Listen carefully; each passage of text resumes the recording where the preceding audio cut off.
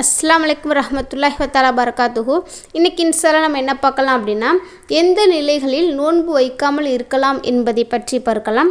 முதலாவதாக, நோயாளிக்கு தன் உயிர் பற்றிய பயம் அல்லது ஏதாவது உறுப்பு பாதிக்கப்படும் என்று நினைப்பது, நோய் வந்துவிடும் அல்லது நோய் அதிகரித்துவிடும், நோய் குணமாவதில் தாமதம் ஏற்படும் என்ற பயம் உள்ளவர்கள் நோன்பு வைக்காமல் இருக்கலாம். இரண்டாவது, பயணம் செய்பவர் நோன்பு வைக்காமல் இருக்கலாம். ஆனால் வைத்த நோன்பை முறிக்கக்கூடாது. 78 கிலோமீட்டர் அவர் பயணம் செய்தால் அவர் நோன்பு வைக்காமல் இருக்கலாம்.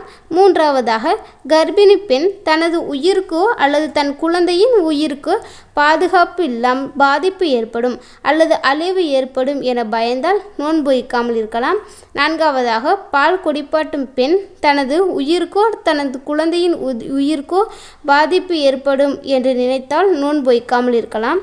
ஐந்தாவதாக, கடுமையான பசி அல்லது தாகம் காரணமாக உயிருக்கு ஆபத்து ஏற்படும் என பயந்தால் நோன்பு வைக்காமல் இருக்கலாம். ஆறாவது, வயோதிகம் அல்லது பலவீனத்தின் காரணமாக நோன்பு வைக்காமல் இருக்கலாம். இன்ஷால்லா நாம் அனைவரும் அனைத்து நோன்பையும் வைக்க வேண்டும்.